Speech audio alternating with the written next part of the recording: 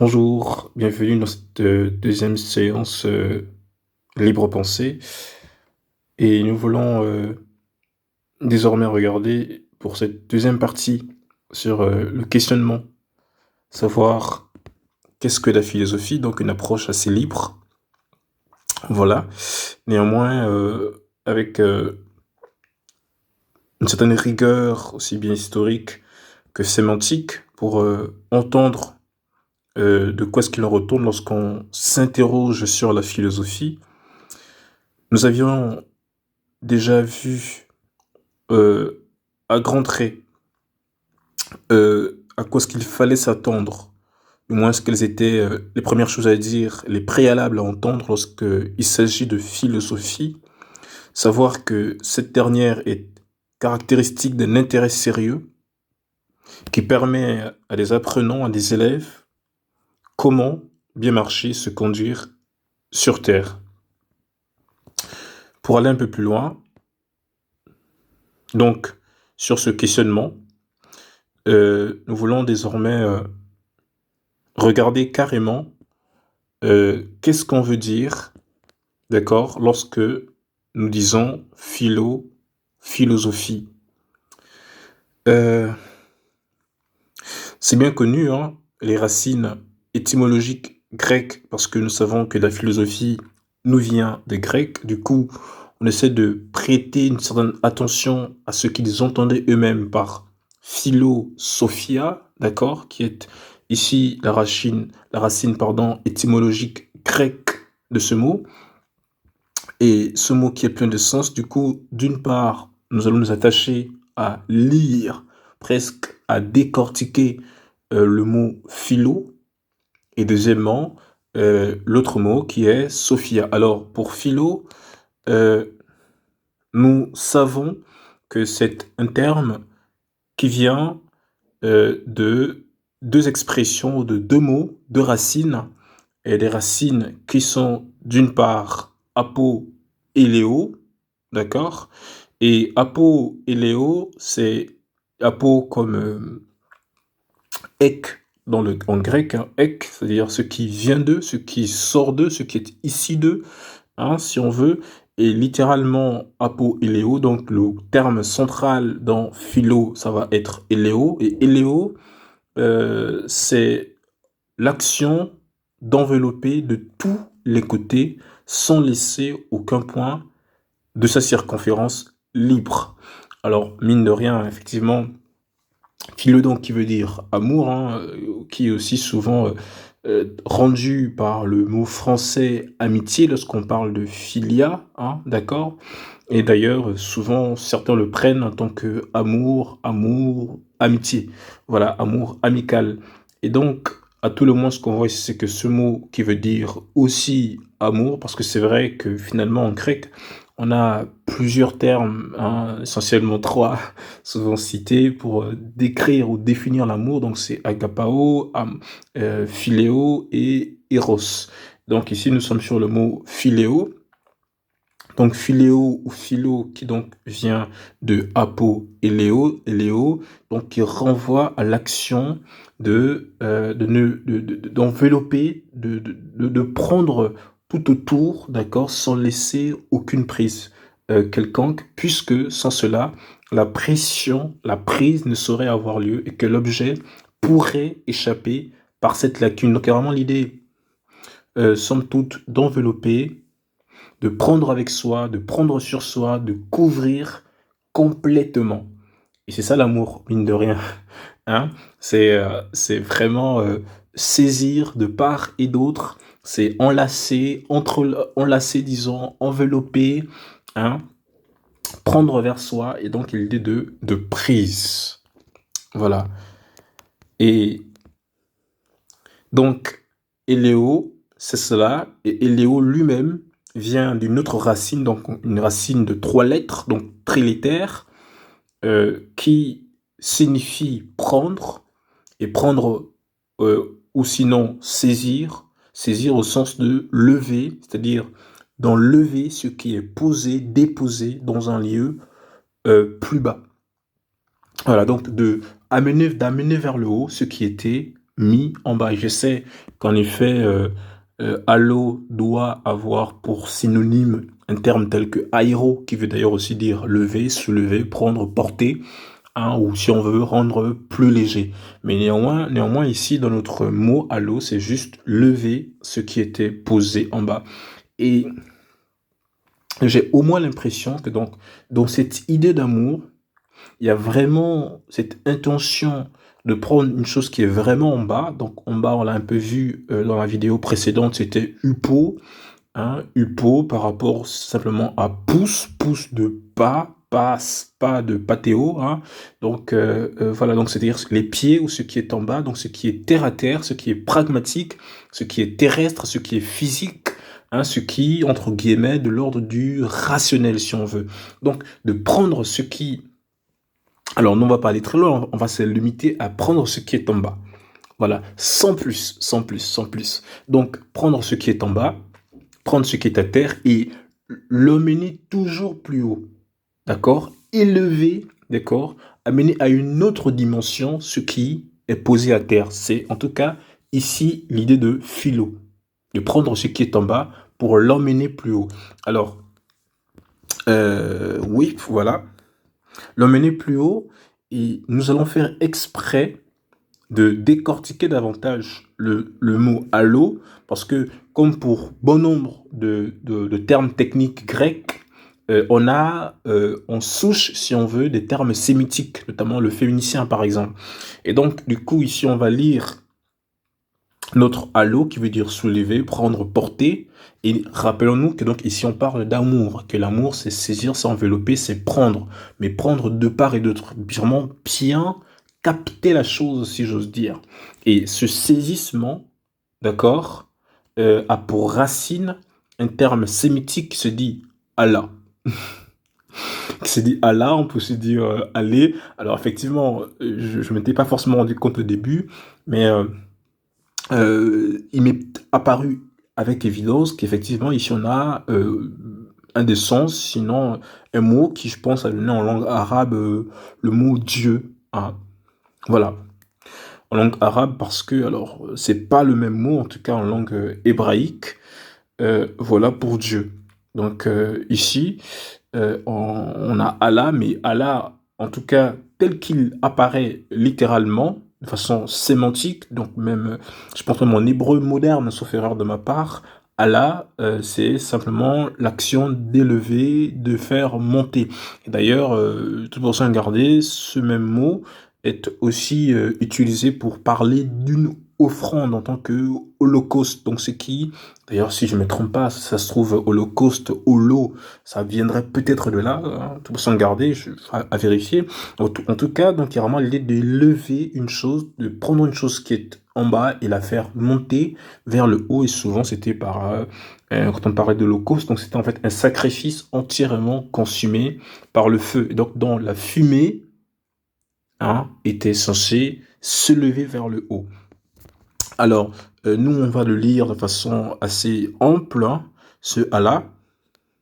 Alors, on va le lire de façon assez ample. Pourquoi? Parce que ici, on parle d'une langue qui est similaire, donc je ne m'arrêterai pas là-dessus, en tout cas dans cette séance-ci, qui est similaire aussi bien au pinyin, donc une langue chinoise, que aux hiéroglyphes, donc ce sont des langues qui peuvent se lire lettre par lettre, hein, mais aussi couple de lettres par couple de lettres, et ainsi de suite. Et donc, on va vraiment décortiquer la langue. Et donc, si je n'ai pas le temps d'ouvrir, si j'ose dire, enfin, donner des cours, un cours de sémantique euh, pour faire comprendre le système, comment ça fonctionne, à tout le moins, c'est assez simple, pas tant que ça, parce qu'en même temps, ça prend du temps, ce sont des mois, voire des années d'études, j'avoue, mais quand on saisit un peu, on se rend compte que c'est pas si difficile. Bon, du coup, pour relire notre Allah qui est à l'origine de allo, hein, qui donne philo, philéo, filial, pour parler d'amour, et ce qu'on va faire, c'est donc s'intéresser lettre par lettre et couple de lettres par couple. Donc, du coup, on va faire des croisements pour vraiment étaler autant que possible les différents sens, les différentes idées à peu près qui sont dans l'idée de prendre, de saisir. Et l'amour, c'est ça, c'est un saisissement, hein. C'est une prise. Et il y a aussi l'idée, mine de rien, on va le voir, hein, en tout cas, parce que ici on peut avoir l'impression qu'il y a comme une espèce comment je vais le rendre, une espèce d'entrelacement finalement, parce que d'une part on a cru entendre que dans Apo et Léo, il y avait l'idée de prendre, d'accord, euh, mais une prise qui est quand même assez étrange dans la mesure où on parle aussi de lever. Enfin, lever pourquoi? Pourquoi ce qui est pris vers le bas est ensuite amené vers le haut? C'est comme il y aurait ici deux notions. D'une part, la notion de prendre, de saisir. D'autre part, la notion de donner, d'émettre ou d'envoyer. Et, et c'est pas sans raison. C'est pas sans raison, même pris de façon très simpliste, si j'ose dire, de façon simpliste, si j'ose dire, on sait que dans l'amour, il y a l'amour humain, l'amour physique, il y a aussi actuellement cette réalité de saisissement et de dons, d'offres, de cadeaux. Hein. C'est comme une réalité qui semble, si j'ose dire, ambivalente, hein, bicéphale, enfin, en tout cas, avoir une espèce d'ambiguïté où il y a à la fois le don, d'accord, et la prise ou la réception. Et ça se trouve, ça chante le fait que l'amour se vit à deux. Voilà, que l'amour se vivrait ou se vit à deux. Et du coup, ce qu'on a, hein, d'une part, en lisant un peu notre mot Allah, c'est que la première lettre, donc la lettre Aïn ici, euh, est une lettre qui désigne en réalité tout ce qui est physique, hein, tout ce qui est matériel, tout ce qui est propre à la matière, au physique, mais aussi donc à sa force extensive, parce que désigne cette lettre Aïn, la matière première, hein, son développement dans l'espace. Euh, Deuxièmement, nous avons la lettre Lamed. Alors, c'est vrai, je donne ça comme ça, mais on a dû faire, enfin, j'ai dû faire des lectures de lettre par lettre, mais je vais pas donner les détails, ça nous amènerait encore trop loin, et puis ce serait beaucoup plus ici un cours de linguistique que à visée philosophique. Donc, je passe les détails. Deuxièmement, ce qu'on note dans Allah, c'est donc l'idée d'une direction donnée à la vie, un mouvement sans terme, et effectivement en arabe, désigne Dieu. Bon, notamment aussi, je pense, la lettre Lamed associée au couplet à la lettre E, d'accord, désigne Dieu. Et dans son sens plus matérialisé, on parle alors de tout ce qui se subtilise, donc tout ce qui s'évapore, s'atténue, hein, mais aussi devient beau, pur, élégant. Alors là, je pense qu'on peut faire des projections, d'accord, mais c'est pas si je vais oser les faire. On peut faire des projections, on va aller doucement en notant chacun de ces sens, chacune de ces idées que nous voyons dans Allah. Effectivement, rappelons-nous, on a fait des croisements entre les lettres, donc croisement de la lettre Aï, de la lettre Lamed, croisement de la lettre Lamed, de la lettre E, croisement de la lettre, pourquoi pas, et de la lettre Aïn. Voilà, en tout cas, faire plus ou moins entendre à quoi peuvent mener ces croisements de lettres pour peut-être saisir les idées qu'il y a dans le mot amour. Voilà. Et donc, dernièrement, troisième point, savoir une idée matérialisée. Voilà, une idée matérialisée. Je pense que l'idée, ça vient du et le matériel avec le aïn. Dans tout ça, si on relisait tous ces éléments de définition qui viennent d'être donnés, on pourrait tirer une lecture globale.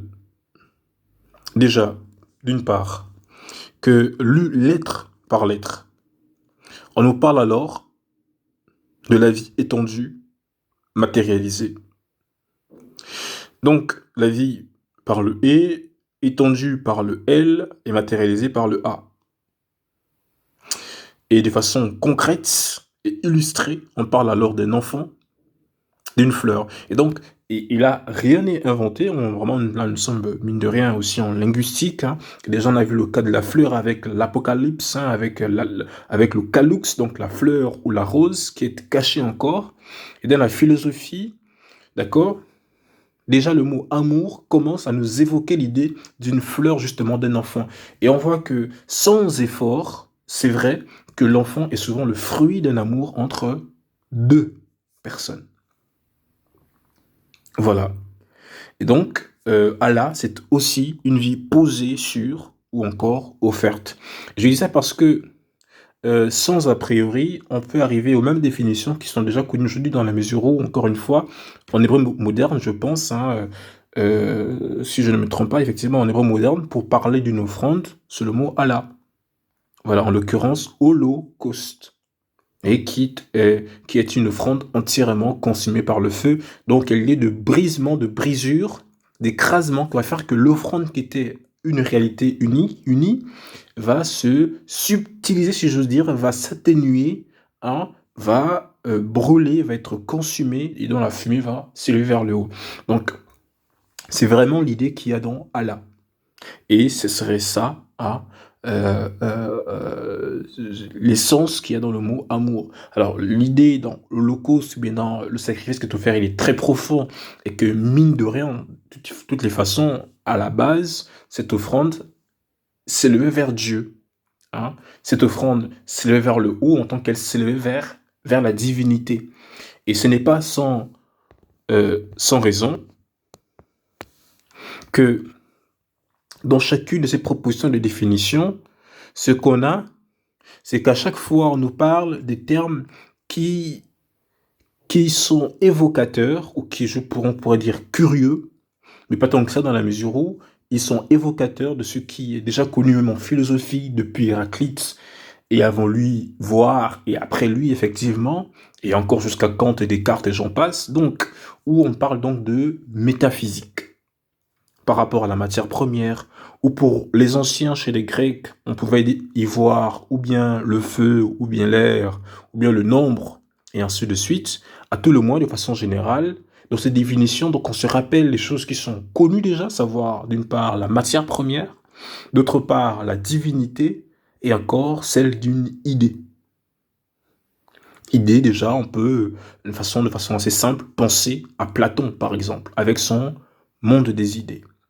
Ou, n'est-ce pas, là existe par exemple le chat euh, à l'état pur, si j'ose dire, le chat en lui-même, donc la forme du chat, et puis on va avoir le chat matériel, et qui n'est qu'une suite ou une espèce d'imitation des choses qui existent dans le monde des idées. Voilà. Et donc, la métaphysique, c'est quoi? C'est en fait la connaissance du monde, des choses ou des processus en tant qu'ils existent au-delà et indépendamment de l'expérience sensible que nous avons. Exemple, on parlera alors de Dieu, de l'âme, de la liberté. Donc, ce sont des notions aussi connues en philosophie. Sinon que celle-là, notion qu'est la métaphysique. Outre la métaphysique, nous avons, à travers ces définitions déjà vues, d'autres types d'idées qui ont émergé, savoir, n'est-ce pas, celles qui nous parlent de l'espace, hein, de ce qui devient beau, hein, parce que ce ne sont que des imitations ou des espèces de reproductions du beau en soi, hein, du pur en soi, ou de l'élégant en soi, et bah, tout ça sont des choses qui sont alors dans le cercle du matériel, du physique. Voilà. Et le physique sont les connaissances qui se rapportent à la nature de la matière, de l'énergie et de leur interaction.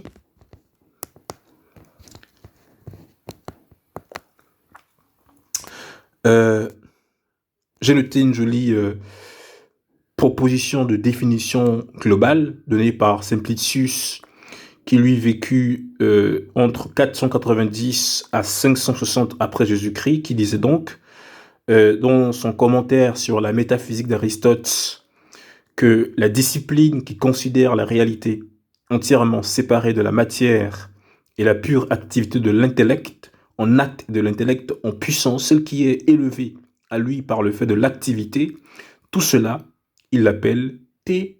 théologie, philosophie première et métaphysique, puisque cela se situe au-delà des réalités physiques. Voilà. Et en somme, nous lisons à partir des définitions déjà vues qu'en académie, donc savoir qu'est-ce que la philosophie, en tenant compte donc des probables choses que nous pouvons énoncer avant de commencer à parler de philosophie. Et donc ici, nous touchons ce point de jonction dont nous avons parlé au tout début en introduction, ce point de jonction donc qui se rapporte à l'amour, ce qu'elle est, et ici associé donc à ce qu'on peut dire de base en termes, si on veut, de prolégomène à propos de la philosophie. Donc nous disons ce qu'elle est, et bien de façon universitaire, en académie, elle est vue comme un intérêt sérieux de découverte graduelle qui permet aux élèves, aux apprenants, comment marcher, se conduire sur Terre par une élévation du sensible vers le métaphysique.